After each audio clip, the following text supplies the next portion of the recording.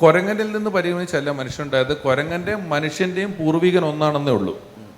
രണ്ടുപേരും കൂടെ വേറൊരു സ്ഥലത്ത് നിന്ന് ഒന്നിച്ചു വന്ന് രണ്ട് ഫാമിലിയായിട്ട് ഇങ്ങനെ പോയിട്ടുള്ളതാണ്. പിന്നെ ഈ ഭൂമി ഉരുണ്ടതാണോ പരന്നതാണോ എന്നുള്ള ചർച്ചയിൽ എനിക്ക് തോന്നിയൊരു കാര്യം, ഇത് ഉരുണ്ടിട്ടായാലും പരന്നിട്ടായാലും എനിക്ക് ഒരു പ്രശ്നമില്ല എന്നുള്ളതാണ്. അല്ലേ? ഇതിപ്പോൾ ഉരുണ്ടതല്ല പരന്നതാണെന്ന് നമ്മൾ തെളിയിച്ചാലും, ഇത് പരന്നതല്ല ഉരുണ്ടതാണെന്ന് തെളിയിച്ചാലും, ഇവിടെ ഇരിക്കുന്ന ആരെയും ബാധിക്കുന്ന, ആരുടെയും ജീവിതത്തെ ഡയറക്റ്റ് ബാധിക്കുന്ന യാതൊന്നും അതുമായി ബന്ധപ്പെട്ട് നമ്മളെ EMI നമ്മൾ തന്നെ അടയ്ക്കണം. നമ്മൾ അടച്ചോണം. ചിലർ പറയും വെള്ളം എപ്പോഴും ഒരു കോമൺ ടോപ്പ് സർവീസ് നിലനിർത്തുന്ന ഒന്നാണ്. അപ്പൊ വെള്ളത്തിന്റെ മോൾ ഭാഗത്ത് ഇങ്ങനെ വളയാൻ പറ്റില്ല എന്നുള്ളത് സ്വാഭാവികമായും നമുക്ക് ചിന്തിക്കാം. അപ്പൊ ഭൂമി ഉരുണ്ടതല്ല, ഒരു പാത്രം പോലെയാണിത് എന്ന് പറയുന്ന ഒരു വിഭാഗമുണ്ട്. ഇപ്പോഴും ഫ്ലാറ്റ് എർത്ത് വാദികളുണ്ട്, ഭൂമി ഉരുണ്ടതാണെന്ന് പരന്നതെന്നും പറയുന്നവരുണ്ട്. പിന്നെ ഞാൻ ആ സ്ഥലത്ത് കിടന്ന് ഒരുപാട് എൻ്റെ ജീവിതത്തിന് സമയം കളഞ്ഞ് ഇതിപ്പോൾ എങ്ങനെ ഇരിക്കണേന്നുള്ളത് ഞാൻ അധികം ചിന്തിക്കാറില്ല. കാരണം ഇതെങ്ങനെയായാലും ഞാൻ ആദ്യം പറഞ്ഞതുപോലെ നമുക്ക് വലിയ വിഷയമില്ല എന്നുള്ളത് കൊണ്ടാണ്. അത് മാത്രമല്ല, അന്ന് നിങ്ങൾ പറഞ്ഞതിൽ എനിക്ക് തോന്നിയൊരു സംഗതി, ഇത് മൃഗങ്ങളെ പറ്റിയിട്ടല്ല, നമ്മളുടെ ജനറേഷൻ ഈ ഓർബിറ്റിൽ നിന്ന് ഔട്ടായിക്കൊണ്ടിരിക്കുകയാണ്. പുതിയ ജനറേഷൻ്റെ ഓർബിറ്റിൽ നമ്മൾ അന്യദേശത്തെ പൗരന്മാരായിക്കൊണ്ടിരിക്കുകയാണ്. പറഞ്ഞ ഓർമ്മയുണ്ടോ? അതെന്താണ് അങ്ങനെ പറയാൻ? അത് പറഞ്ഞത് വേറൊരു കോണ്ടക്സ്റ്റ് പറഞ്ഞത്, അതായത് നമ്മളെല്ലാം ഈ ഡിജിറ്റൽ മേഖലയിൽ ഇതില്ലാതെ ഇനി ജീവിക്കാൻ പറ്റില്ല എന്നുള്ളത് കൊണ്ട് വന്നു കയറിയവരാണ്. നമ്മളെല്ലാം എല്ലാ രാജ്യത്തും അതാത് നാട്ടിലെ പൗരന്മാർക്ക് അവകാശങ്ങൾ കൂടുതലുണ്ട്. വന്നു കയറുന്നവന്, മൈഗ്രൻസിന് പകുതി അവകാശങ്ങളേ ഉള്ളൂ. ഈ ഡിജിറ്റൽ വേൾഡിൽ ഞാനും നിങ്ങളും ഉൾപ്പെടുന്ന ഒരു തലമുറ വേറെ ഗതിയില്ലാത്തതുകൊണ്ട് വന്ന് കയറിയ മൈഗ്രൻസ് ആണ്. ഇപ്പോഴത്തെ കുട്ടികൾ അവിടെ ജനിച്ചവരാണ്, അവരവിടുത്തെ പൗരന്മാരാണ്. അതുകൊണ്ട് അവർക്ക് അവിടുത്തെ പൗരാവകാശങ്ങളും നിയമങ്ങളും എല്ലാം കുറച്ചുകൂടി അറിയാം.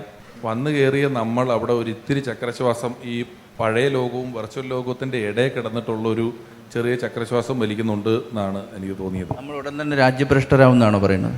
നമ്മൾ ഉടനെ തന്നെ രാജ്യഭ്രഷ്ടരാവുന്നാണോ?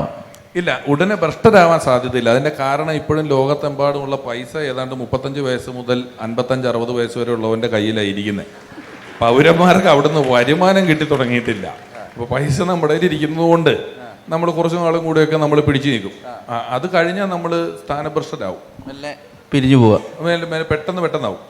പിരിഞ്ഞു പോകണമെന്നൊന്നുമില്ല, ആവശ്യമില്ലാത്തതിൽ ഇടപെട്ട് അഭിപ്രായം പറയാതിരിക്കുക, അല്ലെ നല്ല തട്ട് കിട്ടും. നമുക്ക് അതുമായിട്ട് കണക്ഷൻ ഇല്ലല്ലോ.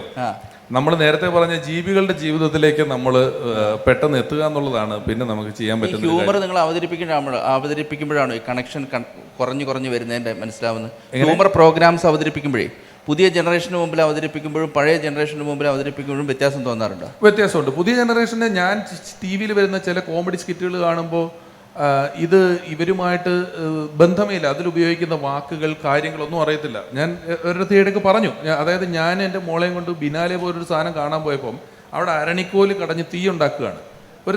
ഒരു ഷോ ആയിട്ട് അരണിക്കോല് കടഞ്ഞ് അതിലിങ്ങനെ ചെറിയ പുല്ലും ചകിരിയൊക്കെ വെച്ച് കടഞ്ഞ് അതിനകത്ത് നിന്ന് അവസാനം പുക വന്നു, തീ വന്ന ശേഷം ഇയാൾ പറഞ്ഞു, പണ്ടുള്ളവർ ഇങ്ങനെയാണ് തീ ഉണ്ടാക്കിക്കൊണ്ടിരുന്നത് എന്ന് ചോദിച്ചപ്പോൾ എൻ്റെ മോൾ എന്നോട് ചോദിക്കുകയാണ്, അച്ഛൻ്റെ ചെറുപ്പത്തിലൊക്കെ ഇങ്ങനെ ആയിരുന്നു എന്ന്. അപ്പോൾ ഇവളുടെ വിചാരം ഞാൻ 100 നൂറ്റാണ്ട് മുമ്പുള്ള ആളാന്നാ, അല്ലാത്ത കുറച്ച് നാൾ മുമ്പുള്ള ആളെന്നുള്ളതല്ല, 100 നൂറ്റാണ്ട് മുമ്പിൽ നിന്നാണ് ഇവർ വിചാരിക്കുന്നത്. അപ്പോൾ അവരെ സംബന്ധിച്ച് അവരുടെ ലോകത്ത് നമുക്ക് വലിയ സ്പേസ് ഇല്ല. അവരുടെ വാക്കുകൾ, അവരുടെ ചിന്തകൾ, അവരുടെ കാര്യങ്ങളൊന്നും നമുക്കറിയത്തില്ല. എല്ലാ സാധനത്തിൻ്റെയും നിങ്ങളുടെ മൊബൈലാണെങ്കിൽ നിങ്ങളിപ്പോൾ iPhone 17 നിങ്ങൾ ഉപയോഗിക്കുന്നത്, ഒരു 10 iPhone 8 ഒക്കെ ആണെങ്കിൽ നല്ല പാടല്ലേ, പല ആപ്പുകളും അത് വർക്ക് ചെയ്യത്തില്ലല്ലോ.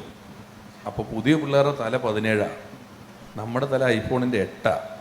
പല ആപ്പും ഇൻസ്റ്റാൾ ആകുന്ന പോലും ഇല്ല. ഇൻസ്റ്റാൾ ആയിട്ട് വേണമല്ലോ ബാക്കി ആപ്പ് വർക്ക് ചെയ്യാൻ. ആ പ്രശ്നം നമുക്ക് നല്ലോണം ഉണ്ട്. ഞാൻ ഒരിടത്ത് പറഞ്ഞിട്ടുണ്ട്, അതായത് നമുക്ക് വയസ്സാകുന്നതിൻ്റെ ഏറ്റവും വലിയ ലക്ഷണങ്ങളിൽ ഒന്ന് ചെറുപ്പത്തോട് തോന്നുന്ന അരിശമാണ്, ദേഷ്യം. ഇവരെന്തായി കാണിക്കുന്നത്, ഇങ്ങനെയൊക്കെ ആണോ എന്നൊക്കെ തോന്നും. പിന്നെ ഇപ്പോഴത്തെ കാലമൊക്കെ വല്ല കാലമാണോ? ഞാൻ പഠിക്കുമ്പോഴായിരുന്നു കോളേജ്, ഇപ്പം ഈ സാധനമൊക്കെ വരും. അത് നമുക്ക് പ്രസക്തി നഷ്ടപ്പെടുമ്പോൾ നമുക്ക് പ്രസക്തി ഉണ്ടായിരുന്ന ഒരു കാലഘട്ടത്തെക്കുറിച്ച് വെറുതെ അഭിരമിക്കുക എന്ന് പറയല്ലേ, അതാ. കോളേജൊക്കെ പണ്ടത്തിൻ്റെ അപ്പുറം സൂപ്പറാ. നമ്മൾ പേപ്പറും പേനയായിട്ട് മരച്ചോട്ടി ഇരുന്ന് കവിത എഴുതുമായിരുന്നെങ്കിൽ അവരിപ്പോൾ ഷോർട്ട് ഫിലിം പിടിച്ചുകൊണ്ടിരിക്കുകയാണ് 4K റെസൊല്യൂഷനിൽ, അല്ലേ? അപ്പോൾ ആ മാറ്റം ഏറ്റവും കൂടുതൽ നിങ്ങളുടെ ലോഞ്ചിവിറ്റി ഉണ്ടാകുന്നത് നിങ്ങൾ എത്രയും പെട്ടെന്ന് മാറുക എന്നുള്ളതാണ്. ഈ അപ്ഡേറ്റ് ആകുക എന്ന് പറയുന്നതിനകത്തും നിങ്ങൾ ഈ സാധനം മാറിയുണ്ടെന്നും വിശേഷിച്ചില്ല. ഞാൻ ഇതും പറയാനുണ്ട്, പണ്ട് നമുക്ക് ഇതിൻ്റെ 4 കോപ്പി 4 പേർക്ക് അയച്ചു കൊടുത്താൽ ഒരുത്തന് ലോട്ടറി അടിച്ചു, ഇതിൻ്റെ 4 കോപ്പി അയച്ചു കൊടുക്കാത്തവനെ പാമ്പ് അടിച്ചു എന്നൊക്കെ പറയുന്ന പോസ്റ്റ് കാർഡ് കിട്ടുമായിരുന്നു. ഇതിൻ്റെ 4-5 കോപ്പി നമ്മളൊക്കെ എഴുതി ഇട്ടിട്ടുണ്ട്. അപ്പോൾ ഒരുത്തൻ ഈ മെസ്സേജ് വാട്സപ്പിൽ അയച്ചു തന്നിട്ട് ഇവൻ അപ്ഡേറ്റ് ആയി എന്ന് പറയരുത്. ഇവന്റെ തലച്ചോറൊന്നും അപ്ഡേറ്റ് ആയിട്ടില്ല. ഇവന് സാധനം ഗതിയില്ലാത്തതുകൊണ്ട് വാട്സപ്പിലായി കാർഡ് കിട്ടുന്നില്ല എന്നുള്ളതേ ഉള്ളൂ. അപ്പം ഈ പരിണാമത്തിന്റെ പ്രോസസ്സിൽ ഏറ്റവും പെട്ടെന്ന് മാറുക എന്നുള്ളതാണ് നമ്മുടെ ഏറ്റവും വലിയ ഉത്തരവാദിത്തം. ഫസ്റ്റ് മാറിയേക്കുക, മാറ്റത്തെ പ്രതിരോധിക്കാൻ നിന്നാൽ വലിയ പാടാണ്. പുതിയ ഒരാൾ പറഞ്ഞിട്ടുണ്ട്, നല്ല അയാൾ വളരെ ബുദ്ധിയുള്ള ആളാണ്, പുള്ളി ജെൻസി ആണെന്ന് വെച്ചാൽ മൊബൈൽ നന്നാക്കൂത്ര നന്നായിട്ട്, മൊബൈൽ നന്നായിട്ട് നന്നാക്കുന്നു. അതുകൊണ്ടാണ് കാലത്തിന് അതെ മൊബൈൽ നന്നായിട്ട് എല്ലാം മൊബൈലും പെട്ടെന്ന് മനസ്സിലാവും. അതിൽ ഇവര് അനാവശ്യമായ സാധനങ്ങൾ എടുക്കുന്നില്ല. ഇപ്പൊ ഞാനിപ്പം പെട്ടെന്ന് ഇവിടെ റേഡിയോ കണ്ടുപിടിച്ചത് ആരാന്നറിയാവുന്നവരൊന്ന് കൈവക്കിക്കേ. കണ്ടോ, എല്ലാവർക്കും അറിയാം, എല്ലാവരുടെയും കൈ മൊബൈലുണ്ട്. ഇത്രയും പേരല്ലേ മൊബൈൽ ഫോൺ കണ്ടുപിടിച്ചത് ആരാ? വളരെ കുറച്ച് പേര്. നേരെ എത്ര ശതമാനം പേരെ കൈവക്കിയെന്ന് നോക്കി. മാർട്ടിൻ കൂപ്പർ എന്ന് പറഞ്ഞ ആളാണ് മൊബൈൽ കണ്ടുപിടിച്ചത്. അത് കാർ ഫോൺ ആയിരുന്നു, കാറിൽ വെക്കുന്ന രീതിയിലുള്ള വലിയ ഫോണായിരുന്നെങ്കിലും അദ്ദേഹത്തെയാണ് ഫാദർ ഓഫ് മൊബൈൽ ഫോൺ എന്ന് വിളിക്കുന്നത്. അപ്പം പുതിയ ആൾക്കാരെ സംബന്ധിച്ച് മൊബൈൽ നന്നാക്കുന്നില്ല, അവർ അനാവശ്യമായ ഒരു ഡാറ്റയും എടുക്കുന്നില്ല. ഇന്നിവിടെ സിനിമയും ജെൻസിയും സിനിമയും എന്നങ്ങാണ്ട് പറഞ്ഞൊരു സാധനം നടക്കുന്നുണ്ട്. അപ്പോൾ അതിൽ പങ്കെടുക്കുന്ന ഒരാൾ എൻ്റെ കൂടെ താഴെ ഭക്ഷണം കഴിക്കുക. അപ്പോൾ 1 മണിക്കോ 1:30 എങ്ങാണ്ടാണ് ഈ സെഷൻ. അപ്പം ഞാൻ ചോദിച്ചേ, ഒന്നായില്ലേ? അവർ വിളിക്കുമല്ലോ. ഇത്ര ഈസിയാ. നമ്മളാണെങ്കിൽ അങ്ങോട്ട് വിളിച്ച് ഒന്നായല്ലോ, ഞാൻ വരാറായ, ഓട്ടോ കിട്ടിയോ, ഓട്ടോ എവിടെ വന്നു എന്നൊക്കെ ചോദിക്കത്തില്ലേ? സുഖമായിട്ട് തിന്നുകൊണ്ടിരിക്കുക ഇവൻ. അതും വാർദ്ധക്യത്തിന്റെ ഒക്കെ ലക്ഷണമാണ് അല്ലേ? ഈ ഒരു അത് വാർദ്ധക്യത്തിന്റെ ലക്ഷണമല്ല, ശീലത്തിന്റെ ലക്ഷണമാണ്. അതൊരു ശീലത്തിന്റെ ലക്ഷണമാണ്. നമ്മൾ അങ്ങനെയാണ് നമ്മളെ ശീലിപ്പിച്ചു വെച്ചേക്കുന്നത്. ഇവർക്ക് ഈ പ്രശ്നമില്ല, അതാണ് പറഞ്ഞത്. ഞാൻ സത്യസന്ധമായിട്ട് ചോദിച്ചോട്ടോ. എന്താ? അല്ല, എനിക്കും വയസ്സായി തുടങ്ങിയെന്ന് പറഞ്ഞാൽ എനിക്ക് അതിന് ഒരു പ്രശ്നമില്ലെന്നേ. ഇതൊന്നും അവനും ആയിക്കോളും. നമ്മളാവുന്നതിനേക്കാളും വലിയ പ്രശ്നമുള്ള സ്ഥലത്തോട്ട് അവൻ പൊക്കോണ്ടിരിക്കുന്നേ. നമുക്ക് അതോർത്ത് സമ്മാനിക്കാലോ. വെയിറ്റ് ചെയ്യാം. നമ്മൾ കാണുമല്ലോ ഇവിടെ. അത് പേടിക്കേണ്ട ആവശ്യമില്ല. അപ്പൊ നിങ്ങൾക്ക് വാർദ്ധക്യത്തിനെ കുറിച്ച് ചെറുതായിട്ട് പേടിയൊക്കെ തുടങ്ങിയിട്ടുണ്ടോ? അപ്പൊ അതിനൊന്നും പേടിച്ചോണ്ട് വിശേഷമില്ലല്ലോ. ഇത് എന്തായാലും വരും, കൺഫേം പരിപാടിയാണ്.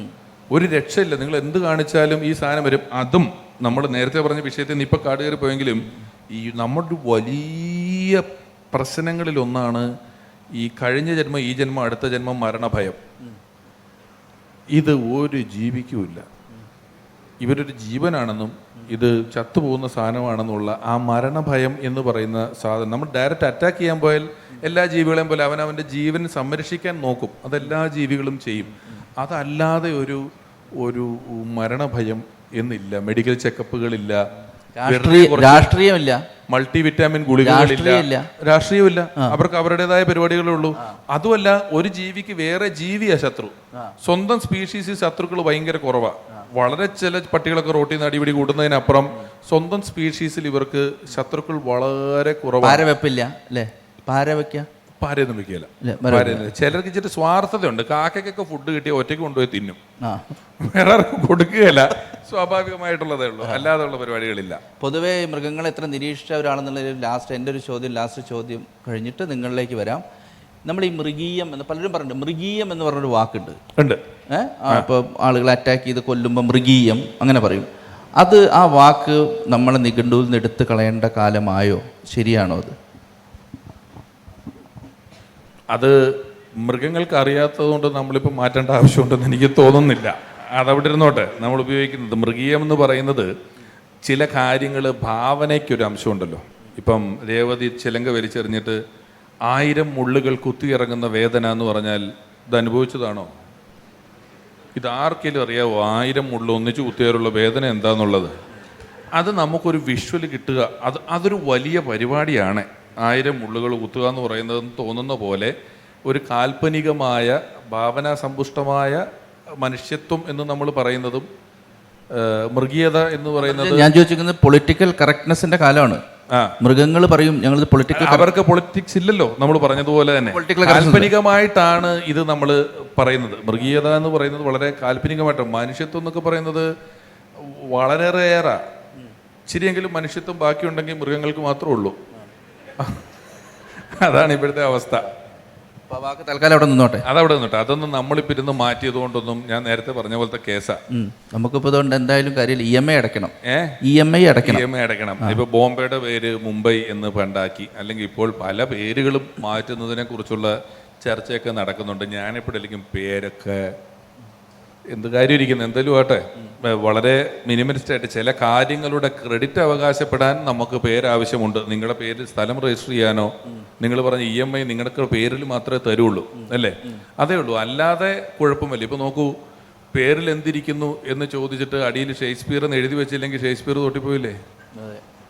ഇത് ഷേക്സ്പിയറിന്റെ പേരറിയാവുന്നതുകൊണ്ടാണല്ലോ പേരിൽ എന്തിരിക്കുന്നു എന്ന് ചോദിച്ചത് പുള്ളിയാന്ന് നമുക്ക് പറയാൻ പറ്റിയത്. അപ്പൊ അത്തരം ആവശ്യങ്ങൾക്ക് നമുക്ക് പേര് ഉപയോഗിക്കാം, അല്ലാത്ത കാര്യങ്ങൾക്ക് വലിയ പ്രസക്തി ഇല്ലെന്ന് തോന്നുന്നു.